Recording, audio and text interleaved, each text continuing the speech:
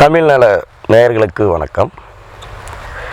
மருத்துவ குறிப்பில் எத்தனையோ பச்சிலை பற்றியும் மருந்து பற்றி பஸ்பங்கள், செந்தூரங்கள், சுண்ணங்கள் இப்படி பல கோணத்தில் மருந்துகள் நம் முன்னோர்கள் வகுத்திருக்கிறார்கள். இருந்தாலும் எளிமை முறையில் ஒரு சாதாரணமான ஒரு குடும்பத்தில் உள்ளவங்களுக்கு உடல் ஆரோக்கியம், தேக ஆரோக்கியம் இப்படி கொண்டு வருவது எப்படி அப்படிங்கிற முறையில் நாம் இன்றைக்கி ஒரு விஷயத்தை நம்ம சொல்ல போகிறோம். இது எப்படின்னா, ஊசிந்த நீர்னு இதனுடைய பேர். இது பல பேருக்கு தெரியாது.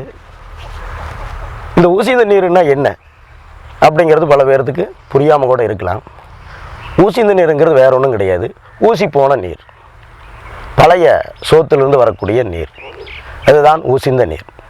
இதில் மருத்துவ குணம் இருக்குது. இது எப்படி செய்யணும், இது செய்ய முறை எப்படி, இப்படி எல்லாத்தையுமே நான் விளக்கம் தரேன். இந்த ஊசிந்த நீர் எத்தனை தலைமுறை இருந்தாலும் கெடாது. ஒரு தலைமுறை, 2 தலைமுறை, 3 தலைமுறை, 4 தலைமுறை, 5 தலைமுறை, எத்தனை தலைமுறை இருந்தாலும் ஊசிந்த நீர் கெடாது. அதுக்கு பேரே வசந்த நீர் என்று பேர்.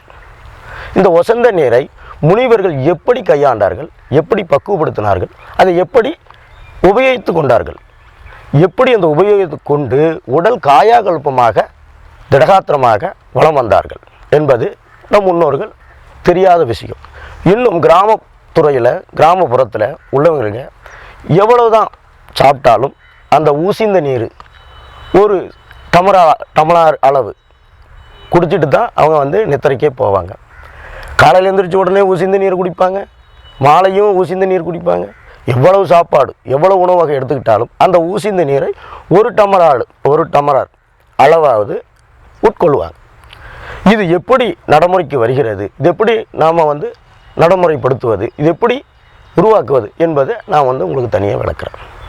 அதாவது இந்த ஊசிந்த நீர் தயாரிப்பு செய்முறை சுத்தமான மழைத்தண்ணி, சுத்தமான மழை நீரை எந்த ஒரு மர செடி கொடிகள் படாமல் வெட்ட வெளியில் ஒரு பாத்திரத்தில் பிடித்து கொள்ள வேண்டும்.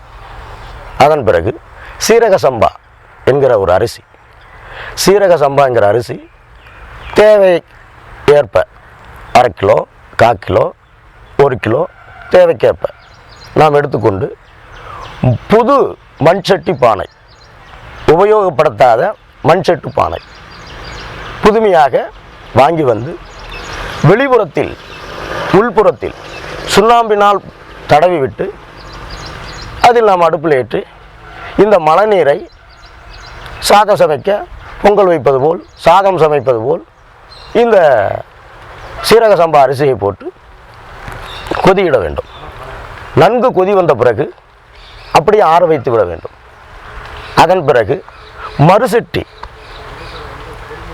எடுத்துக்கொண்டு அது சுண்ணாம்பு தடவி உரி மாதிரி, அந்த காலத்துலலாம் பார்த்திங்கன்னா உரி கட்டி வச்சுருந்துருப்பாங்க, உரி மாதிரி வச்சுருந்துருப்பாங்க. அதில் இந்த பழைய சோத்தை எடுத்து அதில் போட்டு மீண்டும் நல்ல மழைநீர், எந்த ஒரு மூலிகையிலையோ கட்டடத்துலேயோ வேறு எதுலேயும் படாத ஒரு மழைநீர், அண்டா வெளியில் பிடித்த நீர், இது அண்ட நீர்னு சொல்லுவாங்க. அந்த அண்ட நீரை உள்ளே போட்டு மூடி வச்சிட்டோம்னா உள்ளே அந்த சோறானது முறிஞ்சு கொலன்னு ஆகிடும். அந்த நீர் தண்ணியை வடித்து எவ்வளவு தயிரோ மோரோ கலந்து சாப்பிட்டோம்னா, ஜீரணமாகாத உணவுகள் சாப்பிட்ருந்தாலும், செரிமானமாகாத உணவுகள் சாப்பிட்ருந்தாலும், கொழுப்புள்ள எண்ணெய் பசரு, நெய், பல ஆயில் சம்மந்தப்பட்ட உள்ள சிக்கு விழுந்திருந்தாலும், வயிற்று உபதைகளில் சிக்கு விழுந்திருந்தாலும் இது உடனே ஜீரண உறுப்பாக கொண்டு வந்துடும். இது ஒரு நாள் தவறாமல் திரும்ப மீண்டும் எத்தனை தலைமுறைக்கு ஆனாலும் மேல் தண்ணி, அந்த நீர் தண்ணி மட்டும் நாம் எடுத்து உட்கொண்டே வரலாம். இது சிறுபாலரிலிருந்து பெரியவர்கள் வரைக்கும் உபயோகப்படுத்தலாம். எந்த ஒரு உபதிகளும் கிடையாது, பக்க விளைவுகளும் கிடையாது. இருந்தாலும் பல தலைமுறையாக இருந்தாலும் அந்த ஊசிந்த நீர் முறிந்து கொண்டே இருக்கும், முறித்து விடும். முறிக்க எவ்வளவு பெரிய ஆகாரமாக இருந்தாலும் அதை ஜீரணம் செய்து விடும். ஆகையினால் ஊசிந்த நீர், வசந்த நீர், நீர் தண்ணி, புளித்தண்ணி அப்படின்னு சொல்லக்கூடிய இந்த அற்புதமான மருந்து எல்லா கிராமப்புறங்களையும் கையாண்டார்கள். ஆனால் இப்போ நவீன காலத்தில் அதை கையை விட்டுட்டாங்க. ஆனால் வடநாட்டில், அதுவும் அந்நிய நாட்டில், ஆங்கிலேயர் நாட்டில் இந்த ஊசிந்த நீரை பயன்பாட்டுக்கு கொண்டு வருகிறார்கள். இன்னும் அமெரிக்கா, லண்டன், மற்ற ஐரோப்பிய நாடுகளில் இந்த ஊசிந்த நீரை பற்றி நம் முன்னோர்கள் சொல்லப்பட்ட ஓலைச்சுவடி மூலியமாக எப்படி இந்த ஊசிந்த நீரை கையாளுவதுங்கிற முறையை அவங்க கண்டுகொண்டு இதை நடைமுறைப்படுத்திட்டு வராங்க. இன்னும் அமெரிக்காக்காரன் தயிரையும் மோரில் தான் இந்த ஊசிந்த நீரை அவுன்ஸ் அளவு அவங்க உபயோகப்படுத்திட்டு வராங்க. உடம்பு, நரம்பு, சதை, கொழுப்பு, தேக ஆரோக்கியம் சீர்திருத்தமாக இருக்கும். உடம்பு இறுகி காயாகல்பமாக மாறி ஆரோக்கியமாக வாழ்வார்கள். இதை பக்குவப்படுத்துகிற முறை நாம் உபயோகப்படுத்தினாலும் படுத்தாவிட்டாலும் தினம் தினம் மாறுதல் பண்ணி கொண்டே இருக்க வேண்டும். அதாவது நல்ல மழை தண்ணியை அதில் மீண்டும் மீண்டும் ஊற்றி நாம் மாற்று எடுத்து கொண்டு போக வேண்டும். இல்லை என்றால் நீர் முறியாது. உபயோகப்படுத்தினாலும் படுக்காவிட்டாலும் மீண்டும் மீண்டும் மாற்று நீரைத்தான் நாம் உபயோகப்படுத்த வேண்டும் என்பதை மனதிலே நன்கு பதிய வேண்டும். இதுவே என்னுடைய ஆழ்ந்த சிந்தனை. மீண்டும் அடுத்த குறிப்பில் நல்ல விஷயத்தை உங்களோட பகிர்ந்து கொள்கிறேன். வணக்க நேயர்களே.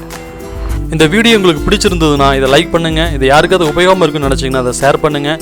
இது போல் வீடியோக்கள் ரெகுலராக வேணும்னா இந்த சேனலை சப்ஸ்கிரைப் பண்ணிக்கோங்க. அப்படியே பக்கத்தில் இருக்கக்கூடிய இந்த பெல் ஐக்கனை கிளிக் பண்ணிக்கோங்க. உங்களை தேடி புது புது வீடியோக்கள் வந்துட்டு இருக்கும். நன்றி, வணக்கம் நண்பர்களே.